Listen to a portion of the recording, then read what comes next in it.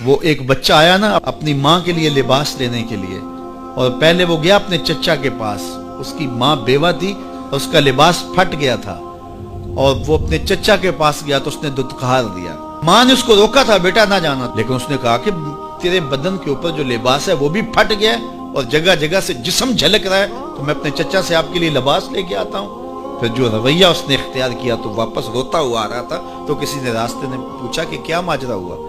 اس نے کہا چچا کے پاس گیا تھا ماں کے لیے لباس لینے، اس نے تو لا کے بھیج دیا۔ اللہ اکبر۔ تو اس نے کہا کہ جا سین حرم میں محمد نام کا ایک شخص بیٹھا ہوا ہے، اگر تو اپنا دکھڑا اس کے سامنے پیش کرے تو وہ امید ہے تمہیں رد نہیں کریں گے، لیکن سن لے ان کا دین کوئی اور ہے۔ اللہ اکبر۔ اپنے ماں کے پاس آیا تو ماں کو کہا کہ چچا نے تو لا کے بھیج دیا، لیکن آپ کی حالت مجھ سے دیکھی نہیں جا رہی۔ بچہ ابھی شعور کی منزلوں میں قدم رکھ رہا تھا، پہلے بہت چھوٹا تھا، اب اس کے اندر ایک جذبات تھے بچے کے اندر۔ تو ماں نے کہا کہ بیٹا نہیں، ان کے پاس نہیں جانا، سنا ہے کہ جو ان سے ملے دین دھرم چھین لیتے ہیں اس کا۔ اللہ اکبر۔ تو حضور علیہ الصلوۃ والسلام کے پاس جانے سے ماں روکنے لگی، لیکن بچے نے کہا کہ امی میں پکا رہوں گا، بتوں کا وفادار رہوں گا، تم اس ٹینشن کو، اس پریشانی کو چھوڑ دو۔ اور حضور کی خدمت میں حاضر ہوا۔ حضور صحن حرم میں چادر اوڑے بیٹھے ہوئے تھے، اور جا کے کہنے لگا میں پہلے بات آپ سے کر لیتا ہوں، آپ کا دین میں نے قبول نہیں کرنا۔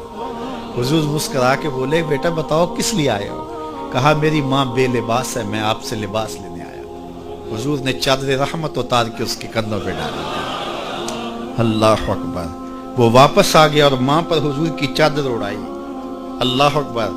اور ماں نے کہا کہ بیٹے اس نے اپنا دین تو نہیں تجھے دیا؟ کہا نہ، میں نے پہلے کہہ دیا تھا تیرے دین نہیں مانوں گا۔ ماں کہنے لگی پتر اس کا دین ماننا چاہیے، یہ جس نے رحمت کی چادر ہمارے سر پہ تار دی۔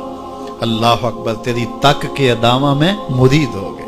اس بوڑھی عورت کا قصہ بھی آپ نہیں بھول سکتے، جو گھر کا سامان باندھ کے اپنے دروازے پہ بیٹھی ہوئی تھی، اور اس نے سنا تھا مکے میں ایک جادوگر آیا ہے جسے ملتا ہے اس کا دین چھین لیتا ہے، کہیں ایسا نہ ہو کہ کہیں اس سے ملاقات ہو جائے اور وہ دین ہی میرا چھین لے، مجھے شہر چھوڑ دینا چاہیے۔ گھر کے تھڑے کے اوپر سامان باندھ کے بیٹھی ہے۔ حضور بھی گزرے، اس نے دیکھا تو کہا بھتیجے یہ سامان میرے سر پہ رکھ دے۔ حضور نے سامان اٹھایا، دیکھا تو بوجھل تھا، وزنی تھا، اور بڑھیا کو دیکھا تو کمزور تھی، تو کہا کہ بڑھیا اگر چاہو تو جہاں چاہتی ہو میں خود نہ چھوڑا۔ اس نے کہا اس سے بڑی مہربانی کیا ہوگی؟ حضور نے سامان اٹھایا ہوا ہے اور بڑھیا سے باتیں بھی کرتے جا رہے ہیں۔ تو بڑھیا کو کہا کیوں جا رہی ہے؟ اس نے کہا کہ سنا ہے یہاں ایک جادوگر ہے جو لوگوں کا دھرم لوٹ لیتا ہے، لوگوں کا دین لوٹ لیتا ہے۔ میں نے ساری زندگی بتوں سے وفا کی، میرے آباء و اجداد نے بتوں سے وفا کی ہے، میں چاہتی ہوں دین اجداد ہاتھ سے چھوٹ نہ جائے، آخر اس شہر میں رہتی ہوں کہیں مل نہ جائے۔ خیر حضور نے کچھ نہیں کہا، اس کا سامان نہیں پھینک دیا کہ ٹھیک ہے تم پھر جاؤ۔ سامان اس کا اٹھایا اور جہاں تک اس نے جانا تھا سامان پہنچایا، سامان سپرد کر کے واپس پلٹنے لگے۔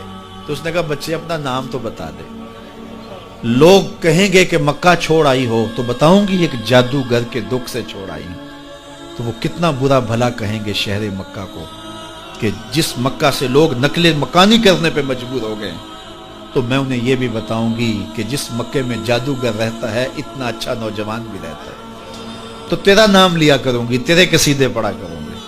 تو حضور علیہ السلام مسکرا پڑے، کہا بڑھیا جس جادوگر سے بھاگ کے آئی ہے وہ تیرے سامنے کھڑا ہے۔ اس نے کہا سچ سے آپ ہی محمد ہیں؟ حضور نے فرمایا نام میرا یہی ہے۔ تو اس نے کہا پھر آپ کا جادو میرے پہ چل گیا ہے۔ اللہ اکبر۔ تیری تک کے ادامہ میں مرید ہو گئی، لوگوں کی خدمت کریں، بوڑھوں کے کام آئیں، دکھیوں کے کام آئیں، مصیبت زدہ کے کام آئیں۔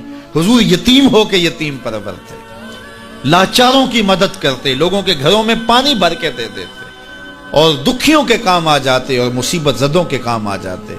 تو حضور سے پیار کرنے والوں، امت میں آپس میں حسد نہ پھیلاؤ، بغض نہ کرو، نفرتوں کے پہاڑ کھڑے نہ کرو، ایک دوسرے سے پیار کرو، جڑو، امت وحدہ بنے، اور اپنے ماحول کو، اپنی معاشرت کو ایک خوبصورت معاشرت کا رنگ دو، اور اپنی زندگی کو حضور کے نام کر دو۔